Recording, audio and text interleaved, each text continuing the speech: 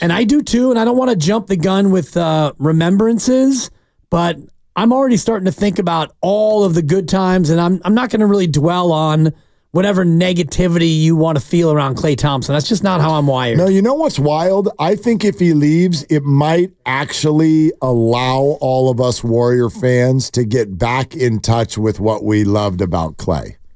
Yeah. Because it's really hard in the present. In the present right now, it's angry Klay, it's 0 for 10, it's shot hunting, it's contractual muck. It's really hard to think about anything but that. I think if that guy signs with the Denver Nuggets on Sunday night, it's going to be real easy to go, dude, that guy took a picture with my son 9 years ago. He scored, was it 38 in a quarter? 37 in a quarter against the Kings. I mean, that guy broke Steph's in-game record for three-pointers, like Game 6 Klay, right. Oklahoma City. Like, I think it's so much easier to do that if he leaves. That's really unfortunate that that's what it takes, but that's what happened, man. These two sides ended up in a really bad spot. It's like any relationship that just gets stuck in the muck. And then sometimes you have to step out of it for a second to remember what was good about it. And the breakup, even if it's a good breakup, is almost never as good as you think it is or it's going to be. And you think about the end of Steph Curry's time with the Golden State Warriors. And if we all want to rhapsodize about what that feels like, it feels like Steph is going to have one more year on a contract, and Steph's going to come out at the beginning of the year and say, you know what, this is going to be it for me. My fifth kid is on the way. I'm 40 years old, and I'm going to turn my attention to golf after this year, and so this is going to be it. And then everybody can fet him throughout the year. Like, you remember the Kareem Abdul-Jabbar farewell tour where one team gave him a motorcycle and one team gave him a rocking chair, and that was about as clean and perfect as a farewell could be. And so we all want to romanticize about what it's going to be for Steph, but honestly, it might go this way. You just never know. You never know. That would surprise me. It would shock me. It would surprise me. Isn't this surprising you? Yeah, not as much, but yes. Yes. But it is surprising. Yes. And you're getting the feeling like, in 3 days, he's going to sign somewhere else, and he's not going to really look. I don't even know if he'll take out a full page ad in the paper. He might, because that's more about the fans. Here is, you want to whittle this all the way down. Whittle it. Whittle this all the way down when you want to know what this is actually about. Here's what I think based on conversations I've had. I think that the Warriors as an organization are so angered with the way last season went. That's not all directed at Klay, but you've talked about Joe Lacob in Sacramento. Like, they find that to be so unacceptable for the amount of money they paid, these results, that they stopped caring about the emotional side of the locker room. And for Klay Thompson, it is impossible to remove the emotional side of this. And I bet all of you know that. You can listen to him speak, you can watch him, and you understand that Klay is very, very tapped into what has happened in the past. And so Klay Thompson believes that what has happened in the past is very relevant to what's about to happen next. The Warriors have gotten to a spot where they no longer do. And there's your rub. There's your rub. There's your disagreement. And I actually can see both sides.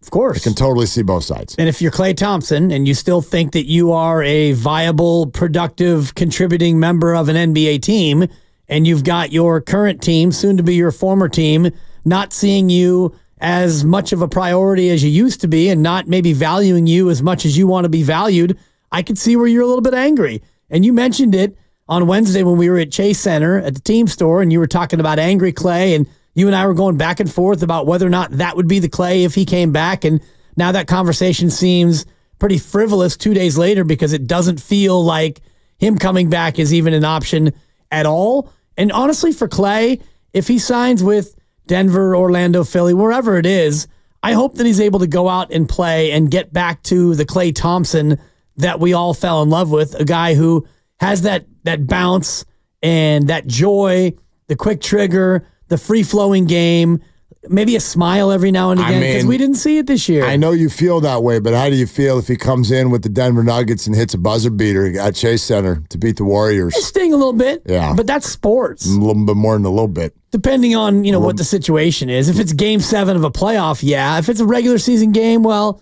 I mean, good on you, Klay. A little bit more than a little bit. He hits that shot, looks up at the owner's box. Well, he'll be courtside. Joey courtside. Whatever.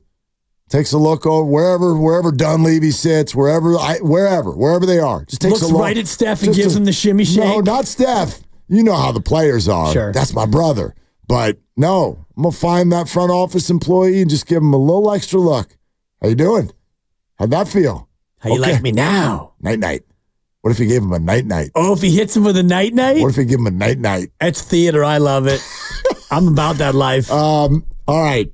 Eric Pincus, Bleacher Report, absolutely unequivocally one of the foremost NBA capologists out there. There's no question he can't answer when it comes to all of this stuff that's super confusing to the rest of us. Ramona, I thought was great yesterday, where she's like, new CBA. You guys, I'm not knee deep in second apronomics. And so, I'm not going to sit here and pretend that I am. Well, Eric is. And so it's very important to us, after the Warriors hard capped themselves by buying back into the second round yesterday, to get someone who can dumb it down for us and tell us, now that the Warriors are hard capped at $189 million, what does that mean for their pursuits? I know that Paul George is obviously pursuit number one. More on that in a second. But what happens if they don't likely, I think, get that done? Where could they go? Is Kentavious Caldwell-Pope an option? Are there other names laying in the weeds? What can the Warriors do? What kind of deal is Klay Thompson going to get? All of those things with Eric Pincus coming up in just about 17 minutes or so. I'm looking forward to that. Yeah. A lot of questions about other teams. I'll try to stay off of my Atlanta Hawks fascination, but may get a DeJounte Murray question in there. Get a DeJounte Murray question And also in. the Kevin Durant Phoenix situation is fascinating. Oh, my Can they God. really stick and stay on 350+ million guys? 3 of the top 6 players Right. in the NBA are on the same team, Man. and they won 0 playoff games. All right. Matt in Oakland on Willard and Dibs. Hi, Matt. What's up? Gentlemen, how are you? Great. So good. I mean, I don't know anything, but I will wax as if I do. Okay. Welcome to first Sports of all- Radio. Exactly. There are no oceans in Denver. There are no oceans in Philadelphia that are warm. Orlando, I could see. Klay is a Southern guy. At this point in his career, in my humble opinion, he is a stretch 4 who, playing 20 to 23 minutes a game, could be an extremely effective player. But 2 championship contenders, adding a guy who can't guard anybody at the 2 position, I don't see it. I just don't. And I understand why he's mad. I get that. Personally, I agree with you 100%. He used to be my favorite player without question. He's been an absolute grouch. I'm not saying the Warriors don't have something to do with that. He has not been fun to watch or listen to.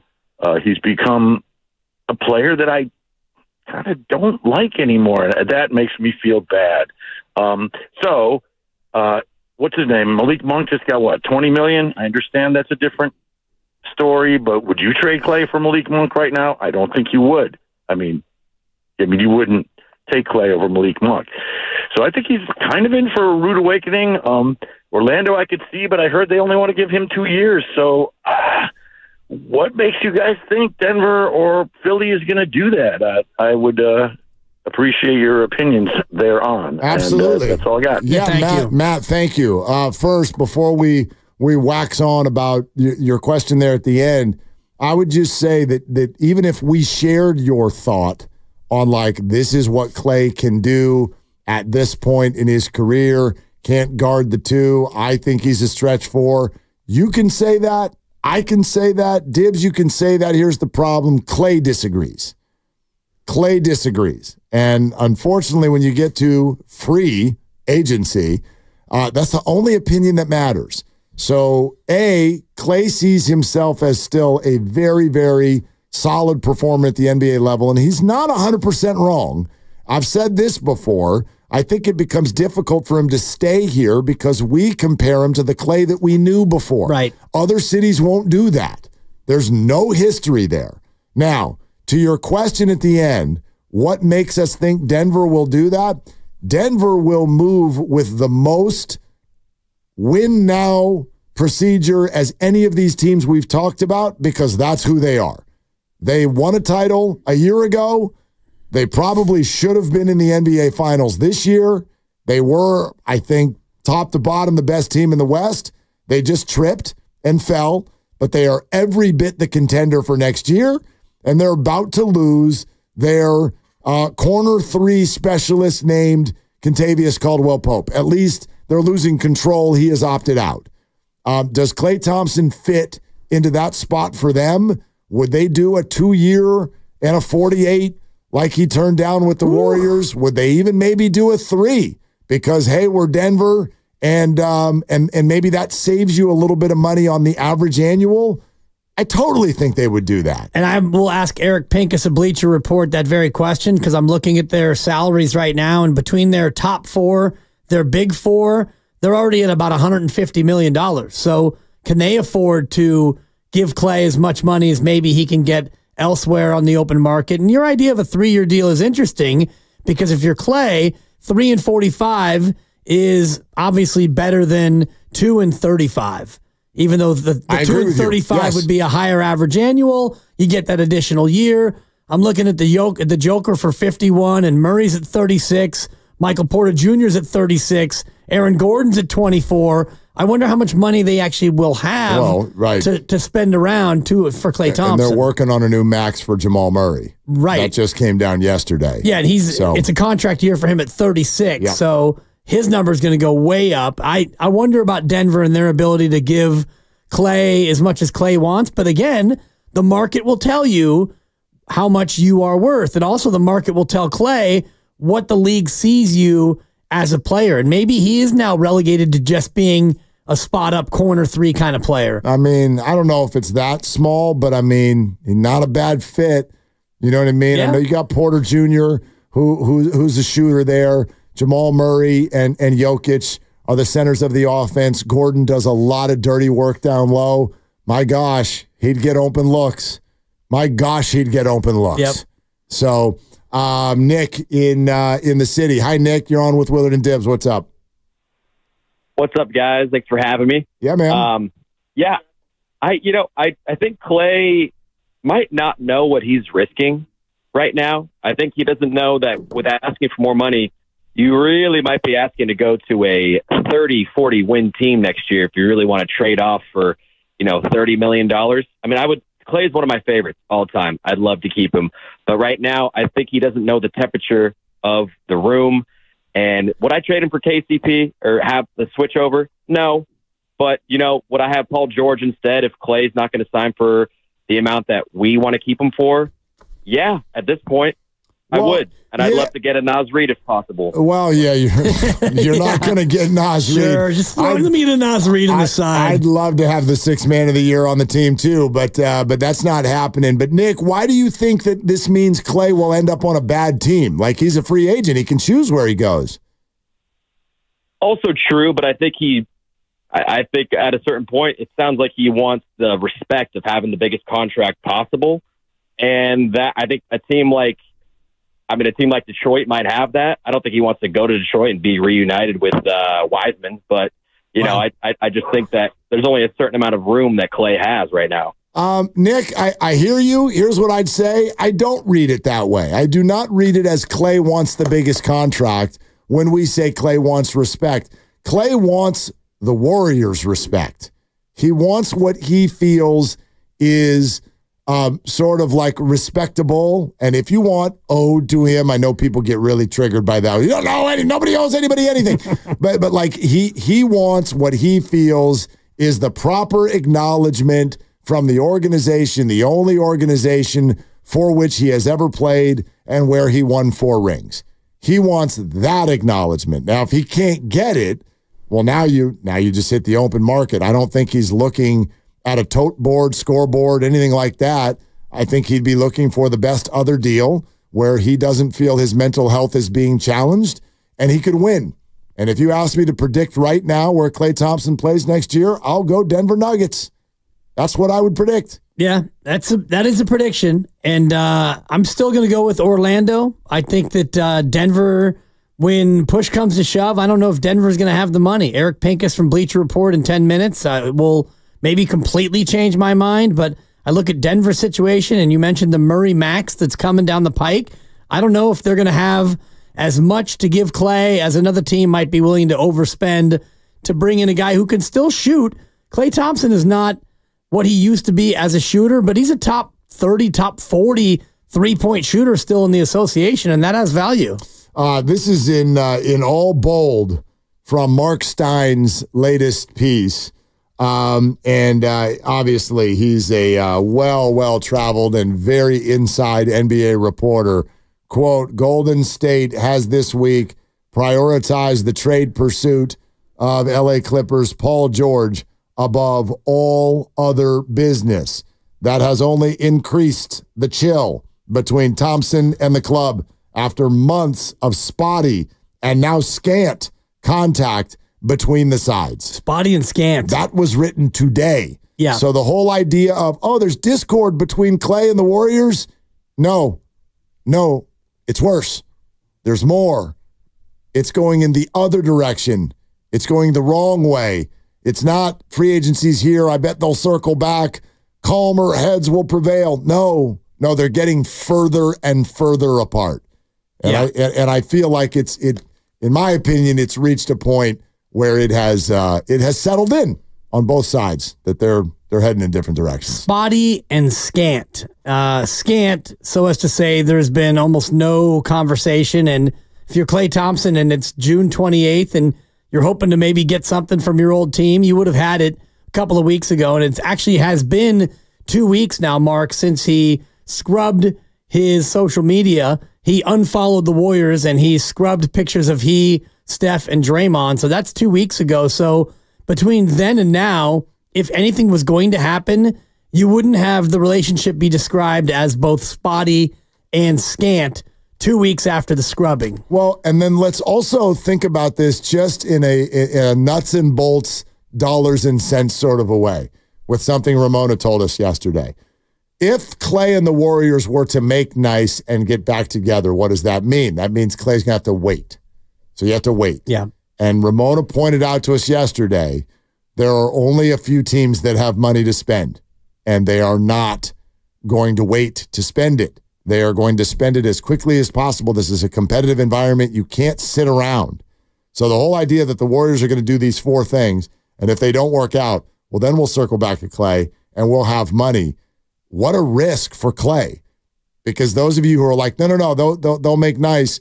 If Klay were to wait for the Warriors, therefore he is turning down all the teams with cap space in the hopes that maybe the Warriors will come back to him. And if they do, what number will they have? I mean, if I'm his business agent or partner, I can't guide him to do that. That feels like bad advice to me. Terrible advice, especially when you're out there and you're trying to get as much money in a competitive environment as possible. And as you mentioned, June 30th, we're 2 days away.